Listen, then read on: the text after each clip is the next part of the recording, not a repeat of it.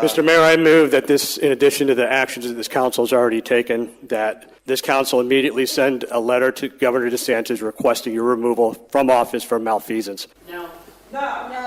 Is there a second?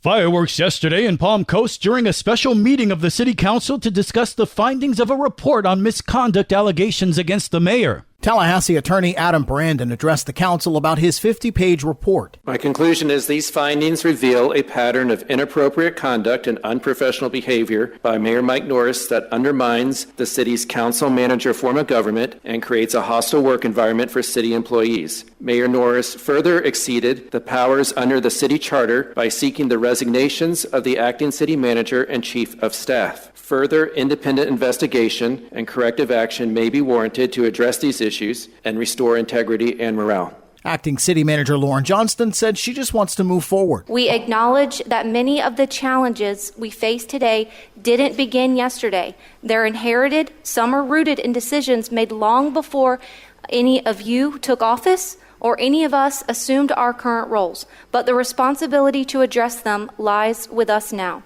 The council and us has an opportunity and an obligation to guide the city forward, not by dwelling on blame, but by embracing solutions, not by tearing down, but by building us up. Let's move forward as one city and one community committed to unity and the well-being of all of our residents. Mayor Mike Norris apologized before denying ordering anyone to resign and taking credit for effort to slow development. I certainly did not demand anyone's resignation. I didn't tell Lauren Johnson, if you don't fire this person, I'm going to fire you. I never did that. I have developers, landowners offering a pro quote to let them pass through that comprehensive plan without changing anything. And it would not have been changed. We would not have kept those DRIs if I hadn't have done it. The same thing with compromising on the amount of money we were investing. Something that you said, Vice Mayor, that you lost your power. Your vote didn't count. But I reconsidered, and we fixed it. So I would like to open this up with public comment. If you want to make a motion, I do want to make a motion. I need to respond, Mayor. I need to respond. Councilman Charles Gambaro's motion to remove Norris ultimately failed. Vice Mayor Teresa Pontieri responding to Norris's comments. There were multiple misrepresentations. First of all, if a developer offered you a quid pro quo and you didn't bring it to this council immediately, that's a problem. Now, with regards to the DRI, respectfully, Mayor, I brought that up before you even had that seat. And the comp plan was sent through with the current DRIs because I wouldn't allow prior city council to send it through without them. And the utility, you are going to vote for the full utility rate increase. So please stop lying. That is part of the problem in this report. You can get upset if you want. You can get upset if you want. The City Council will continue the discussion on Tuesday, where they'll vote on whether to forward their complaints to the State Ethics Commission. From the WNZF Newsroom, I'm Daryl Moody. Good morning, Flagler County. I'm Rich Carroll. You're listening to Flagler's Morning News on Friday, May 2nd. Flagler County and the city of Palm Coast have begun negotiations for a new contract with the Flagler Humane Society regarding animal sheltering services, and there are some requests from local officials. During a recent workshop, elected officials asked FHS to provide more in-depth monthly reports, especially those dealing with expenses.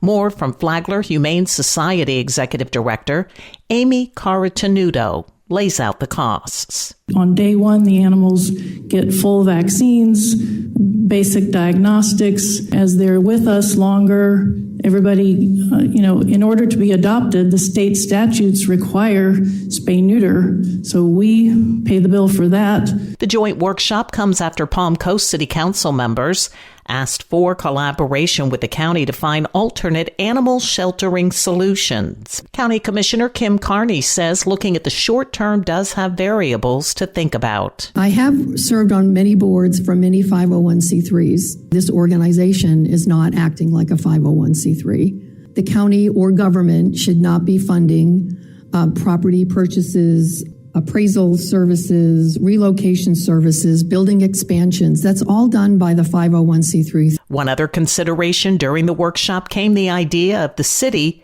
having seats on the Flagler County Humane Society Board. For Flagler's Local Morning News, I'm Karen Johnson.